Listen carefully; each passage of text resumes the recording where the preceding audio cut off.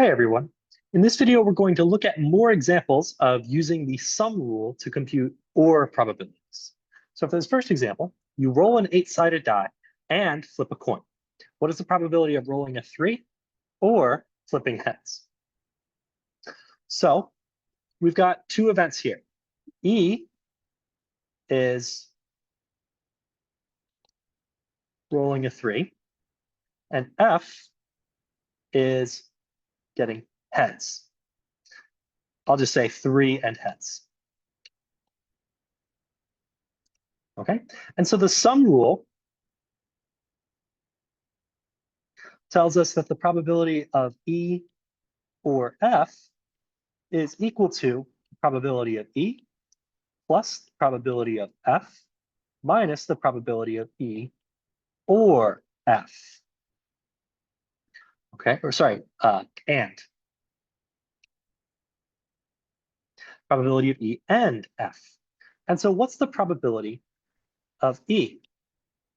Well, something to note first is that these two are independent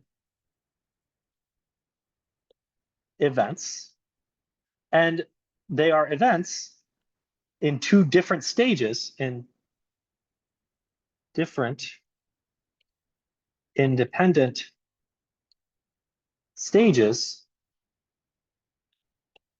of a multi-stage experiment.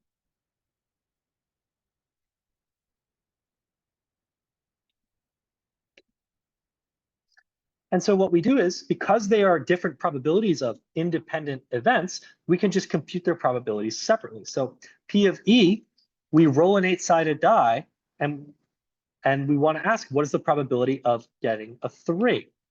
Well, there's 8 possibilities in this sample space for just this stage, this first stage. So stage 1 is rolling a die.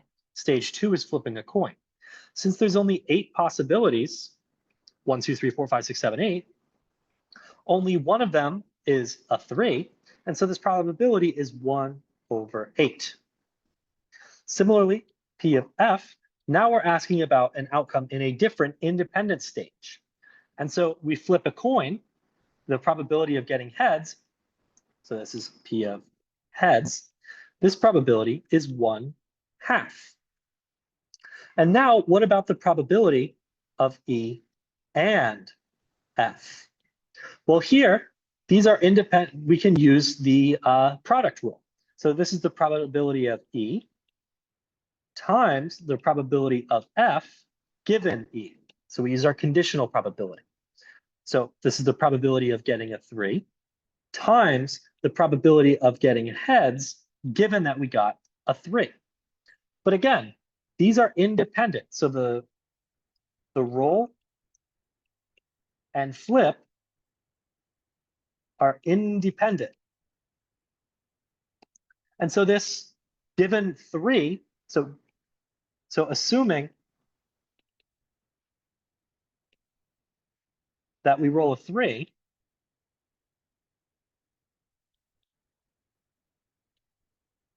has no effect on the probability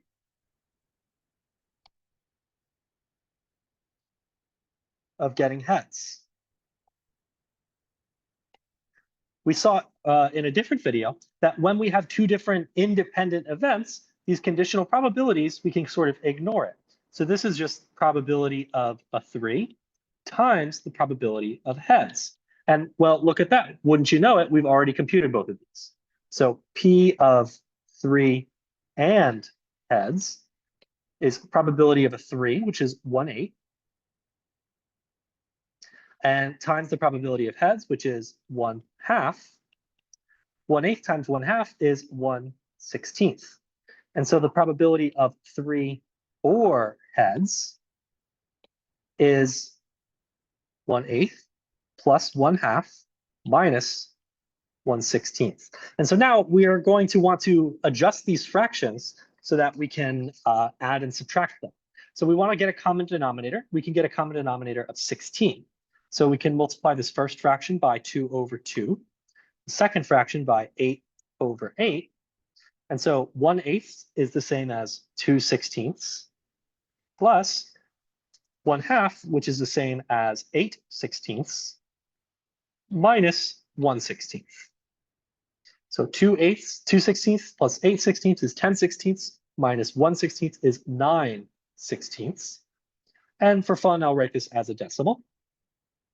This is 9 divided by 16, which is 0.5.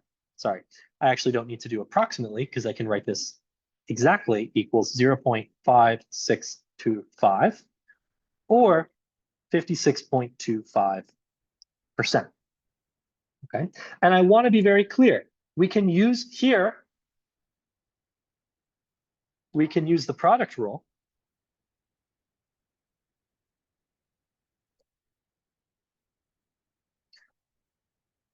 Because our events correspond to different stages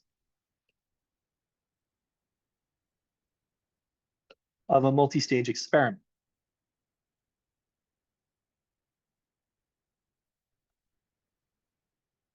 We'll see in other examples that we can't always do this. If we only have a single stage experiment, then the product rule isn't going to apply always.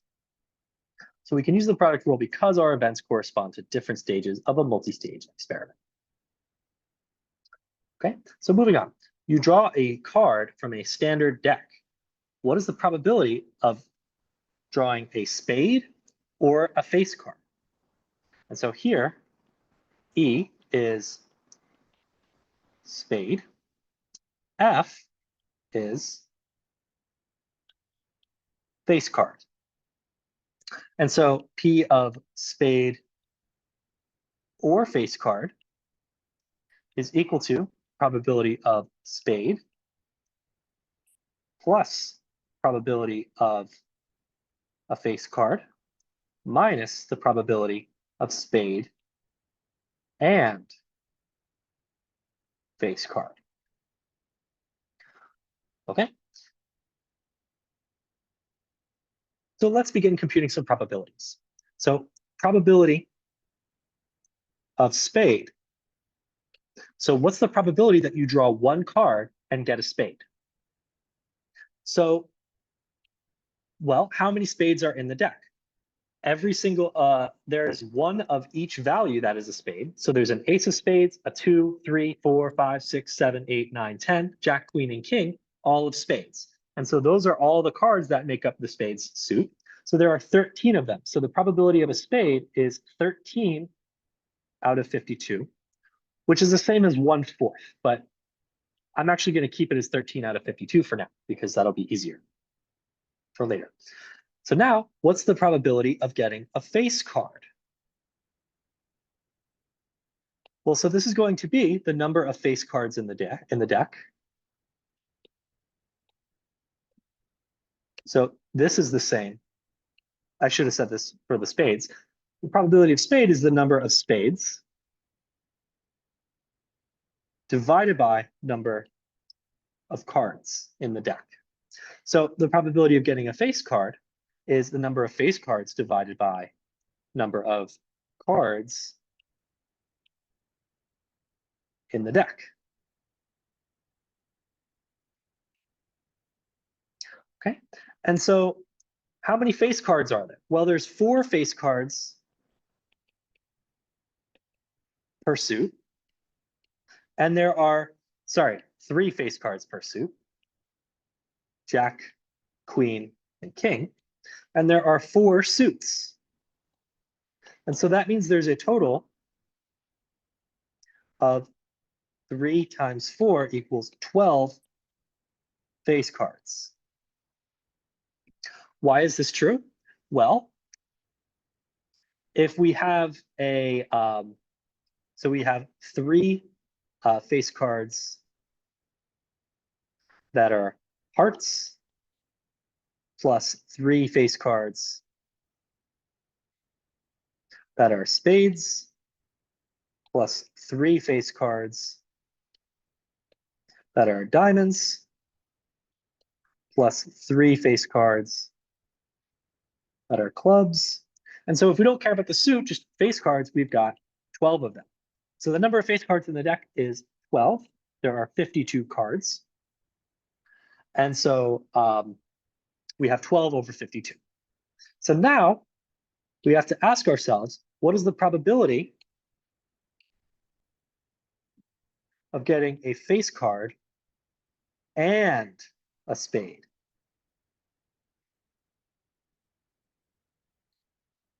What is this probability? So there's two different ways to look at this. So on one hand, we need to ask ourselves, this is the number of cards, right? For when we're looking for the probability of a spade, it's the number of cards that are spades over 52. Probability of face card is the number of cards that are face cards divided by 52. So the probability of getting a card that is both a face card and a spade, this is the number of cards that are face cards and spades divided by the total number of cards, which is 52. How do we find this number? Well, there are only 3 face cards per suit. So if we say, okay, if we have a spade and a face card, there's only 3 of these face cards that are also spades, right? There are 3 face cards that are spades. So this is going to be 3 out of 52. We can also use the product rule, right? Here, we only have, I want to pay attention, we can use the product rule, but we're using it in a different way than this one. We're using the product rule because they correspond to this first example, we're corresponding to different stages of a multi-stage experiment. Here, we're using it when we're looking at comparing probabilities of different outcomes of a single stage experiment. We can still use it, but we're using it in a different way. And I just want to point that out. Okay. On the other hand, P of face card and spade is equal to the probability of getting a face card times the probability of getting a spade, given that we have a face card. Okay, and so this might be a little trickier, it might be easier, but I'll let you decide that for yourself. You can use either method you want. So the probability of a face card we've already computed, that's 12 out of 52. Times, so the probability of a spade, given that we already picked a face card. So the probability of spade given face card,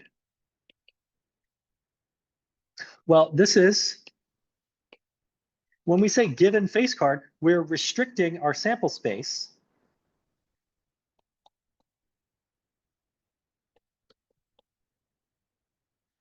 from the whole deck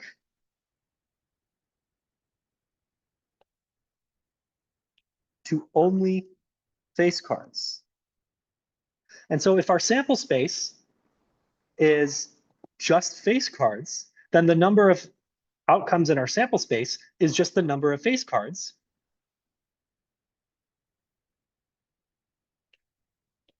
Which is 12. There are 12 face cards. Now, how many of these 12 face cards are spades? Well, here are all of our face cards. 3 of them are hearts, 3 of them are spades, 3 of them are diamonds, and 3 of them are clubs. So 3 of our 12 face. So how many spades out of our face cards? Sorry, how many cards out of our face cards are spades? And the answer is 3. And so we have P of face card is 12 over 52. P of spade given face card is 3 out of 12. And so now we're multiplying by 12, we're dividing by 12, the 12s cancel, and we're just left with 3 out of 52. And so finally, putting this all together, probability of spade or face card is equal to, well, the probability of spade, which is 13 out of 52. And I'm keeping it as 13 out of 52 and not 1/4 because I want to have a common denominator so I can add and subtract these, plus the probability of getting a face card, which is 12 out of 52, minus the probability of getting a spade and a face card, because we don't want to overcount either of these possibilities, which is 3 out of 52.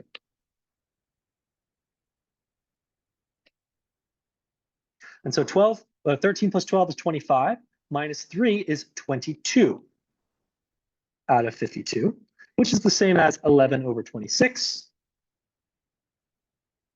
which is approximately 0.423 or 42.3%. So a little less than half 50-50 shot of getting a face card or a spade. Okay, so here we used the because these outcomes are not independent, right? Spade versus face card. We use the product rule, and this wasn't just the same as probability of a spade. So we can't just multiply probability of face card times probability of spade, because assuming that we already got a face card changes that probability. In this first example, assuming we flip to 3 doesn't change the probability of getting ahead, because getting aheads is independent from getting through. Okay, moving on. You have 3 blue marbles, 2 red marbles, and 6 green marbles in a bag. If you draw one at random, what is the probability of drawing a green marble or a blue marble? Okay, so here, our first event is drawing a green. So E is green and F is blue. So we want to compute the probability of getting a green or a blue.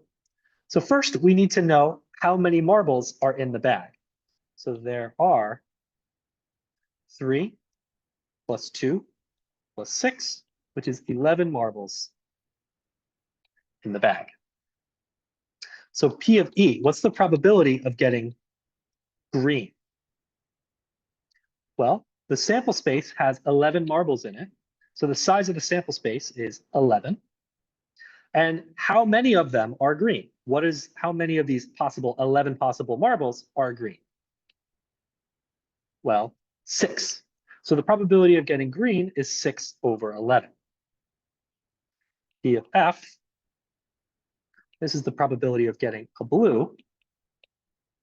And well, there's 11 marbles and so our sample space has a size 11. And there's 3 of these possible outcomes. 3 of these 11 possible marbles are blue. So the probability of blue is 3 over 11. Now, something that's very important. Probability of E and F.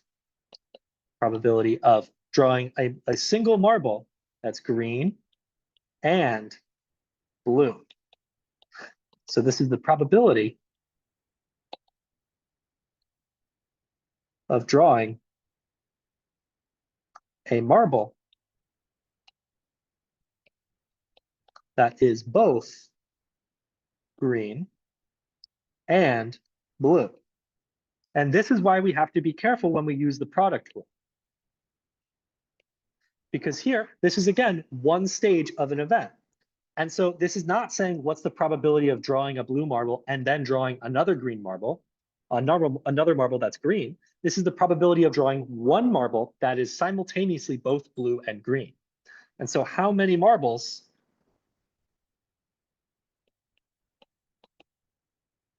are both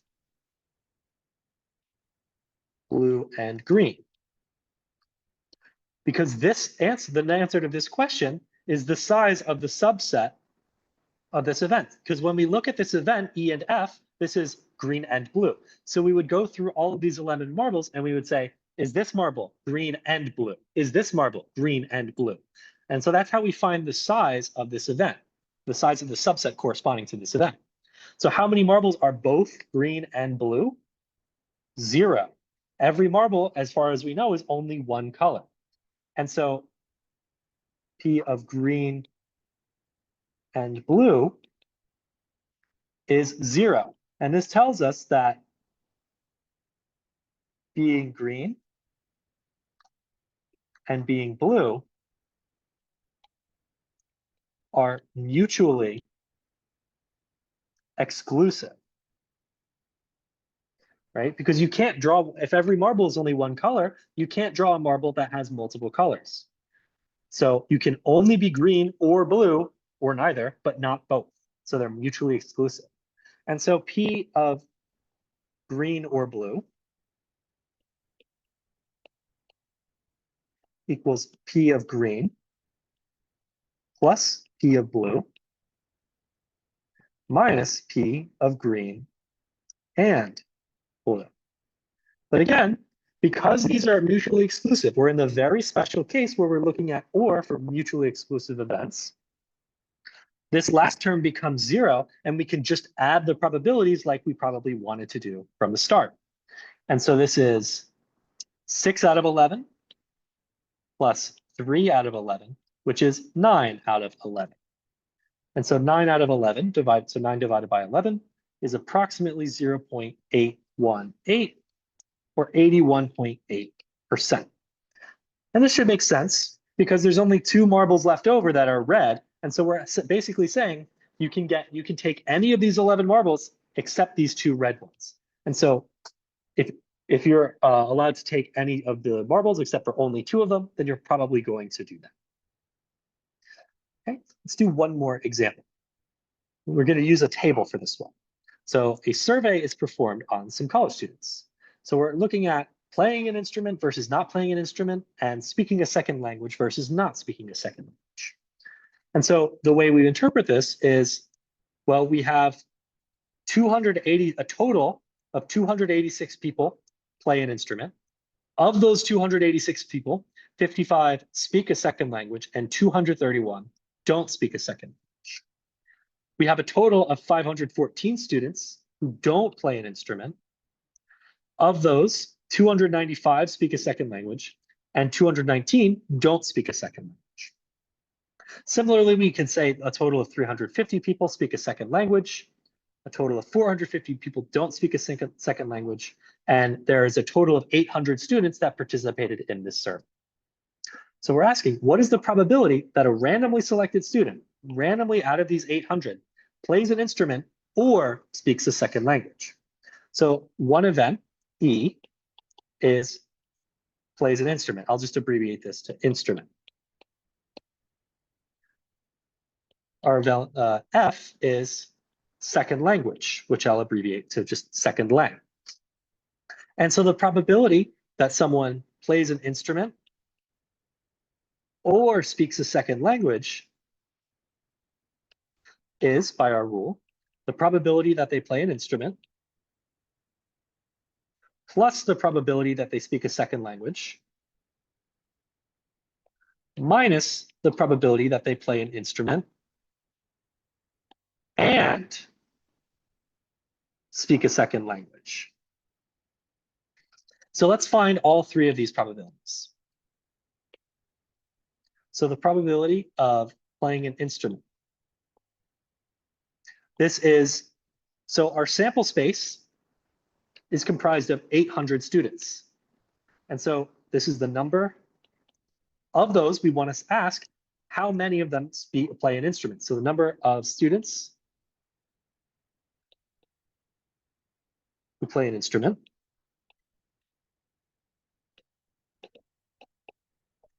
divided by the total number of students.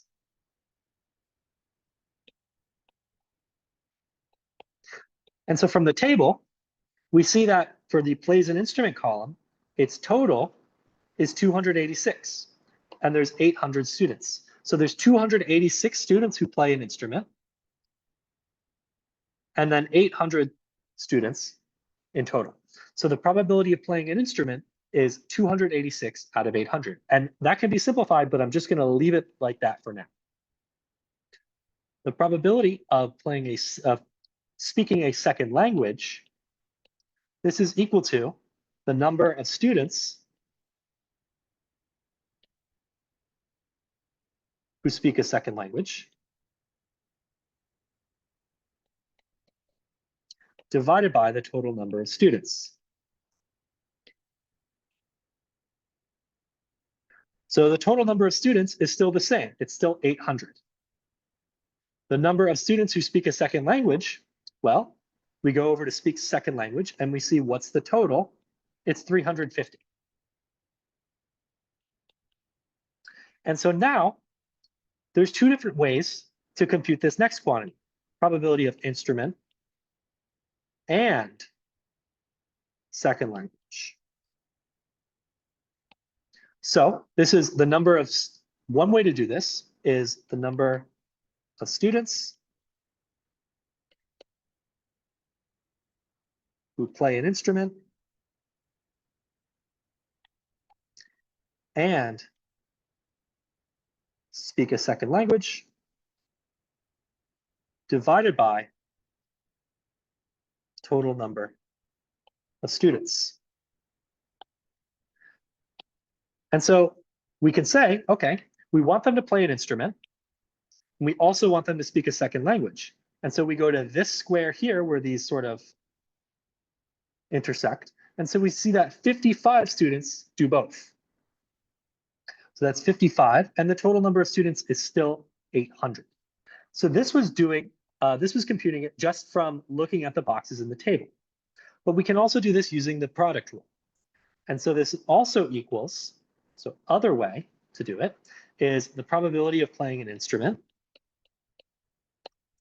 times the probability of second language given that they play an instrument. Well, we know the probability of playing an instrument. We computed that. That was 286 out of 800. Then we multiply the probability of that they play a second language divided or given that they play an instrument. So when they say given that they play an instrument, we're restricting our sample space to this column right here. We're only looking at this column, right? We're assuming whatever student we picked plays an instrument. And so our sample space now has a size of 286. And so the probability that someone speaks a second language, given that they play an instrument, well, we say there's 55 of them here.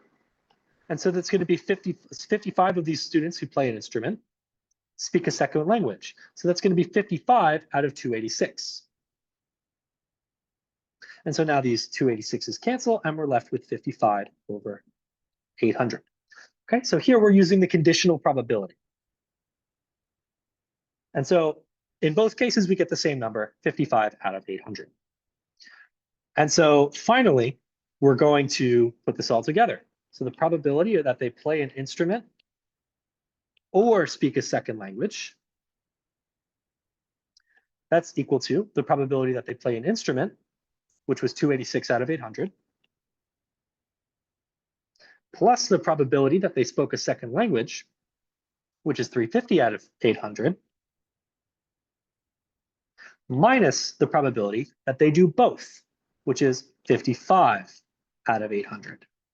So 286 plus 350 minus 55, that's 581 over 800, which is going to be 0.72625 or 72.625%. Okay, hopefully this gives you a better feel for using the sum rule. We can use the sum rule sometimes when we're doing the product rule. Sorry, we can use the product rule sometimes when we're doing the sum rule, but we have to be a little careful whether we're doing it for a single stage experiment or a multi-stage experiment. The process doesn't change, but it's just important to know what we're doing. Okay, so that was the sum rule, and that's all for this video.